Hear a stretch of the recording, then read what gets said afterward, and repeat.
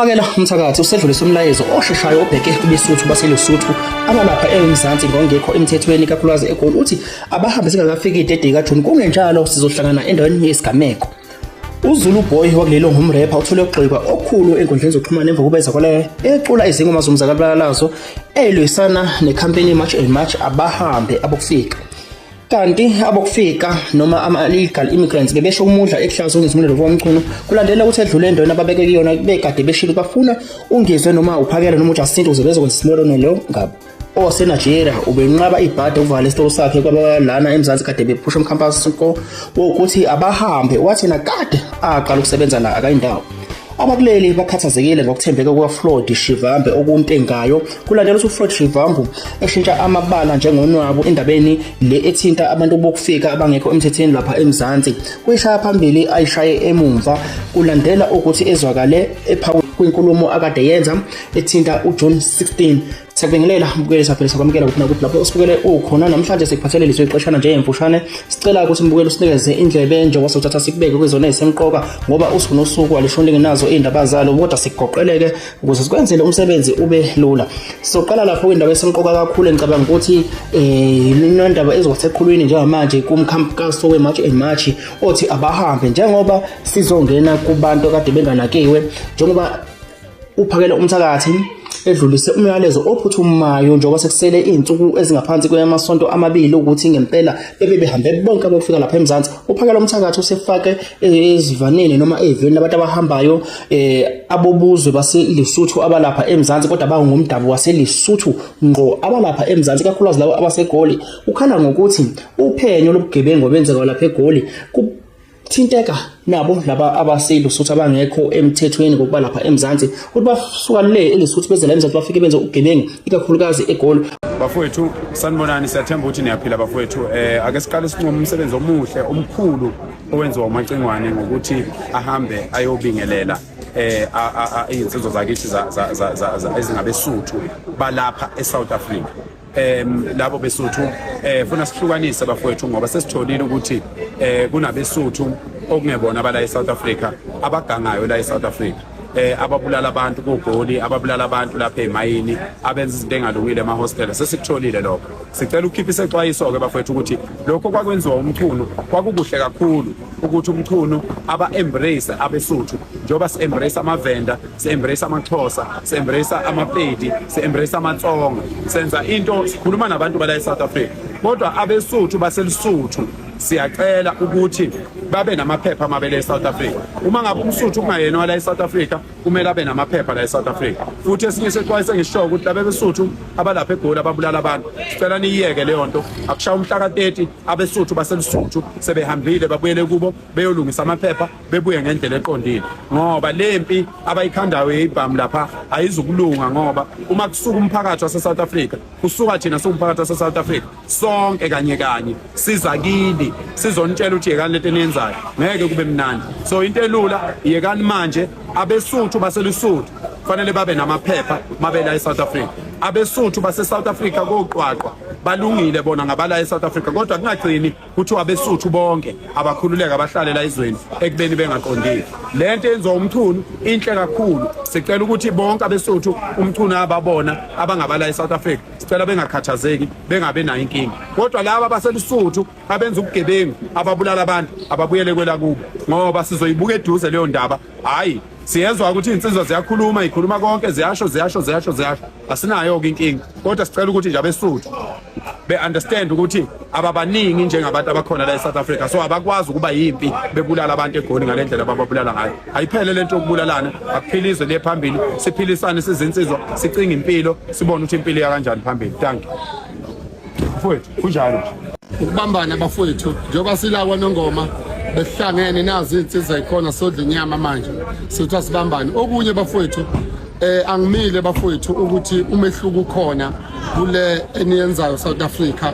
Uphakela umthakathi unqabe u10 million wanqabe imali eziningi bemnika kodwa uthembele ukuthi osomabhizinisi bala eSouth Africa bamlekelela so bafowethu 20 rand beno 30 rand beno 50 rand beno bayawenza umehluko njengoba sibona ngoma bengilapha wona ngoma ngibuye izolo ngikade ngibheke eThekwini kuthanga sesisuka lapha manje sibheke eGoli siyolekelela uXolani masibuya lapho siye eMaritzburg uMancinza welakho usibizile siyabuya futhi sibuyele eGoli futhi mhla ka24 siseMaritzburg so ziningi indlela kusafuneka yoLimpompo kusafuneka zonke indawo kufuneka ehambe so sizothi South Africa asibambaneni siyabonga siyathokoza inkosi kusuku Uzoyikhumbula-ke igameko ezenzeka laphana eGoli endaweni yase Davidson la kwadutshulwa khona abantu abangaphezulu kwa5 kuya ku12 bafa abawu8 abanye baphuthumiswa ebhedlela uphenyo luyela hamba lakhomba ukuthi indaba ethinta izamazama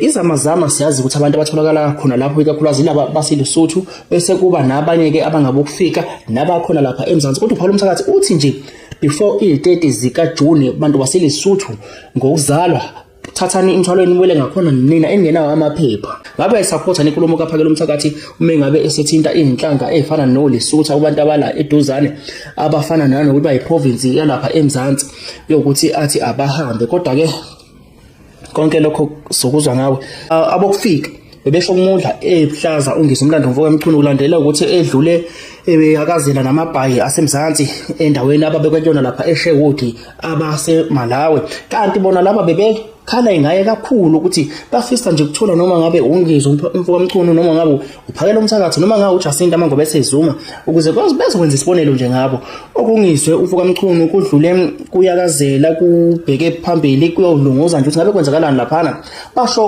umudla ehlaza bebebona inyama manje ngabe bebona ungizwe umfoko omchunu kusizeke ukuthi ungizwe umfoko omchunu lona ubekade ephelezelwa namaphoyisa ekhona lapha endaweni yesigameko kodwa ke angeke size sigeqa magula singelona ithole. We are here on Kampu. We are waiting in Ngizwe, Jacinta and Phakela Mthakathi. When they come here, we're gonna deal with them because we run away, we agree everything. But we are ready for an attack. We are waiting them. That's all. We mustn't need the three of them. Ngizwe, Phakela Mthakathi, Jacinta. That people, when they come here, something will happen. That's all. I don't know Sizulu. I don't want to speak Sizulu. Angfun, English. That's all.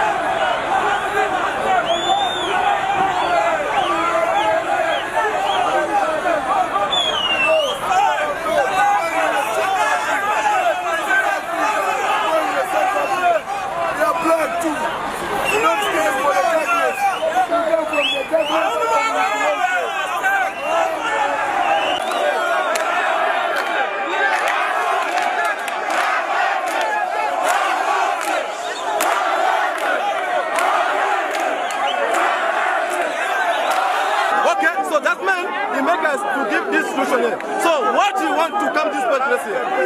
He make us like a shoe pit. We said we're gonna go back. Okay? So don't make us like a shoe pit. Malawi is the best country. We're gonna go back. Okay? No problem with that. We're gonna go back, then we're gonna do whatever we want. But if you come back, we're gonna show you who are. Tell him. Sina patinake manje laba sibabona laba abantu bafikayo basigqosha la thina ama-Afrika bayasigqosha kodwa basifikela la basibona amaphoyisa ukuthi sihambe singajoyelane kanjalo ngoba ngcineni kuzovele ukuthi kuliwe ngoba siyena amaphoyisa vele bafika laba abantu basisusayo la basisusa la sikhala khona bayasileta lana bafuna la bayofunani lana waseNigeria obekade enqaba uvala isitolo sakhe egolozela abakuleli ethi nje yena lesi sitolo kade aqala ukusebenza kusona futhi angeke akwazi ukuthi azivale ngoba yena ufikeze wakhe amathuba emsebenzi lana njengoba ethi uqashe abakuleli asazi nina abantu baseMzansi ukuthi ngabe nithini kulelo daba kubantu abathi baqashe nina abazofuna ukuvala lapho nina nisafuna umuntu onamathiwa imisebenzi nina nisajabulela nokubabona bekhona laba obokufika mhlawumbe kuthiwe wena usebenza khona noma owakini usebenza khona noma uthi nje zonke ayigubhe. What I was trying to say, some of you are from here in Jerusalem. You know when the Chinese was running this shop. It was when the Chinese was running this shop. The Chinese have one worker or two workers. But since I started running this shop, I created an opportunity for about 20 something South Africans who are working here recently. You understand? I created the opportunity for about 30 something to 20 something South Africans who are working here recently. Am I lying what I'm saying? Am I lying? No, I have permits. Guys, let's keep it short. Yes. We don't want any foreigner to run any business here, including you. So today you're closing. We've been telling you. Today we're closing. Okay, I have about 20 South Africans working inside here. What about them? No. The measure of fact, who are running the place? South African must run the place, not you. But I have the document. I have the right document. We don't care. Okay, guys. document to run the saloon. I'm not running a saloon. I'm not running a saloon. I'm giving the South Africans the saloon. I'm running a trade shop. The saloon is being run by South Africans, not me. Listen. I'm running the trade shop. At the back of the shop, I created the saloon for the South Africans. Did I do anything wrong? You must call your boss. We must speak to your boss. So they've stated that you need to leave the country by the 30th of June. What's your take on that? When are you leaving? I'm a law-abiding citizen. I have all the necessary documents it takes to. I have run my business, pay tax for 18 years now. So I have the legal documents. I'm looking for the direction for the government. If the government insists that I should close my shop and go, it's coming from the government direction. I will close and go. So you are ignoring this organization? I'm not ignoring the organization, but at the end of the day, the organization stated that they are chasing illegal immigrants. I'm not illegal. I've run a business. I have this company for more than 13 years, paying tax, paying taxes, employing workers, training workers by myself. How am I doing something illegal at that perspective? Yeah. Is that illegal? Not at all. So that's what I have my confidence. I'm ready to go. Yeah. What I'm telling them, I'm ready to go close. Even today. What I'm begging you guys is, get me a South African who is capable to manage this shop. I have 30-something workers here, South Africans, who, if you close this shop, they will be displaced. I want to make sure that while I'm going, they're in good hands. You give me money for my socks and everything, I will leave the shop for you. I'm even tired of all this harassment there and there. Everyone is tired. So I'm not arguing to go. My own problem is that I have trained workers over the years, for more than 13 years. It's a hard work to train good workers. They are here, a number of them. If I close and go, what about their fate? I told them several times, can you manage the shop? They said, no, the rent is expensive. Okay, calm down for me. I'm not going. I'm not leaving you guys behind. As long as I get somebody who is capable to manage this shop as South African, I will go. I'm ready to go. In short, you understand, boss? So what I'm saying is that you as a president can assignment, get me somebody who is capable to manage the shop, to run the shop. Let me explain something to you. All right, then. Okay. What we say, we don't want any foreigner to run any business. So if you close now, it's none of your business whether this shop is opening or not. It's none of your business. What about those South Africans who are working here? Who have the right? It's not your concern. It's not when you see No. It's not his concern. Who is his concern? Who is he? It's not your concern, brother. So you are like a criminal here. You are not allowed to run any shop in South Africa. You are a criminal. Yeah. So we want all these people to leave here and close. Now, we've been telling you. Udabeni olandelayo lapho khona sibike ukuthi abakuleli banokumethemba ongasaphelele uFloyd Shivambe emva kungathembeki kwakhe njengoba izwakalisa ungaqondakali ukuthi umkuphi nodaba labantu bokuhamba abakuleli abangama illegal immigrants kulandela izinkulumo zakhe eziphikisayo nezivumayo ukuthi abukhamba lapha eMzansi abangaxoshwa futhi abangancishwa government public services. Can't call for the mistreatment and abuse of immigrants by virtue of them not coming or not being born in South Africa or not having the papers, because How do you, for instance, say that a person must not be given basic medical care because they do not have a certain document? Like a person is dying and then they say, no, let me search you for a document. Zimbabwe, no, die. Hey, Lesotho, you must die. Like, what absolute rubbish is that? We cannot. So we are of the view that whoever is here must be looked after. Like we must regularize everyone into proper documentation. We are not calling for the non-documentation of people. We must document everyone so that we're able to track them if they commit crime and all of those other things there. That one we are not apologetic about. But what we will never do is to say that people must be treated like animals because of documents. Should they be sent home? No. Okay. Yeah, no. The whole thing of deportations is also dehumanizing. It's like you're treating people like animals as well. We cannot do that. There must be a way of creating conditions that they can, if they have to leave, they must leave and everything as they, or regularizing them. So that the issue of naturalization must not be very difficult to then deal with.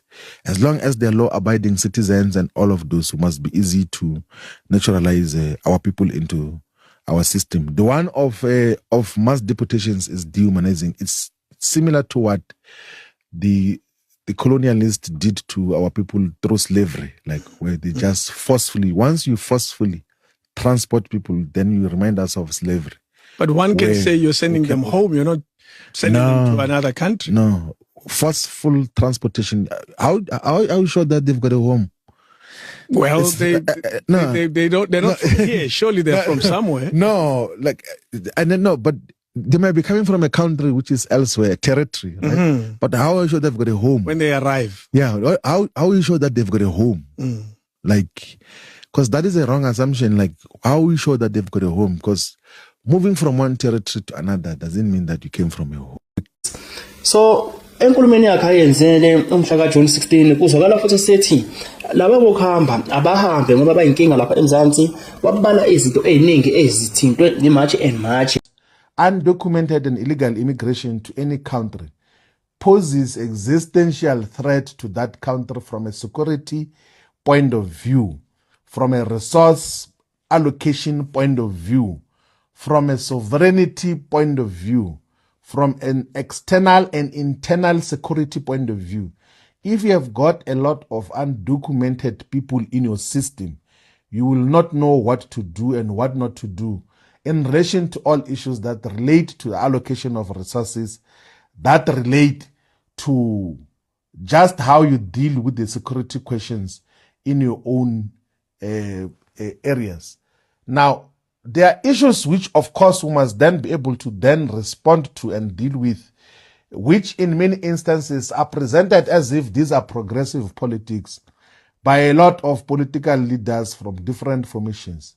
One mistake which the progressive movement in its entirety must not make is try to delegitimize the legitimate concerns of the people, whatever number they are. To delegitimize the concerns of our people is not revolutionary.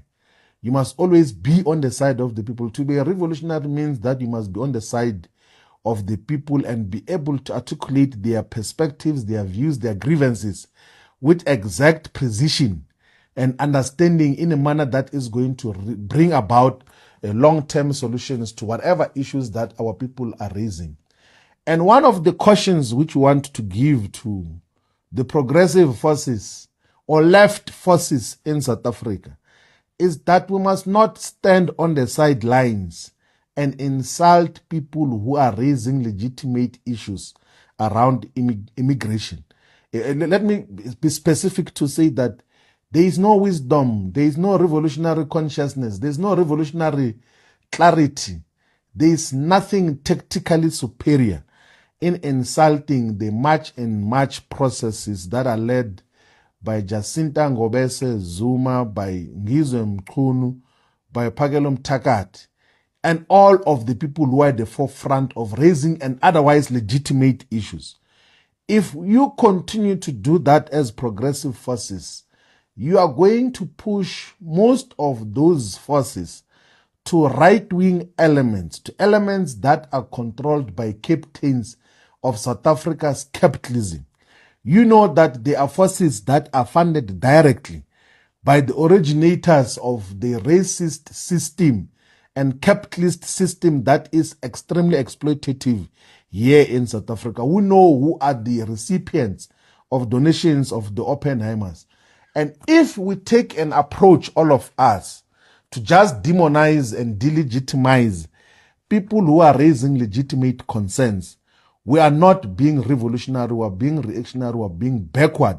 And that is not, there's nothing progressive about demonizing an otherwise legitimate concern that is being raised about the immigration question. Nanje manje usephendukile futhi useshanga la uzokhumbula ukuthi ensukwini ezimbili ezintathu ezidlule ubekade nomhlangano noJacinta Mangobe Sezuma omholi weMarch in March izeke singatholanga konke ukuyikona okukhulunyiwe ukuthi bakhulume bathini kodwa kuzakwala eseshintshe futhi inkulumo yakhe abanye ke abantu bathi le nkulumo entsha ika John 16 njengoba isithi abokuhamba abahambe nje sehambisana nomoya wabantu basemzansi njengoba abantu basemzansi bethi nje siyabonga kubantu bokufika bangekho emthethweni abahambe kuthiwa lento uyenza ngoba ebona ukuthi umoya ubhekephi ukhankasela umhla ka4 November njengoba kuzobe kukhankaselwa njengoba kuzobe kuvotelwa ohulumeni bezindawo ufuna ukuzuza ivota zuze inhliziyo zabantu bese phinde reviewer indaba yabantu bokuhamba bese ema la amkhona abantu ke bakuleli bayakhala ngabe wena uthini ngopholi buka Floyd Shivambu ungamethemba yini entweni ayikhulumayo ume naye uthi cha umholi weAfrica mayibuye uthi sizohamba kanje njengoba eyale ihamba nomoya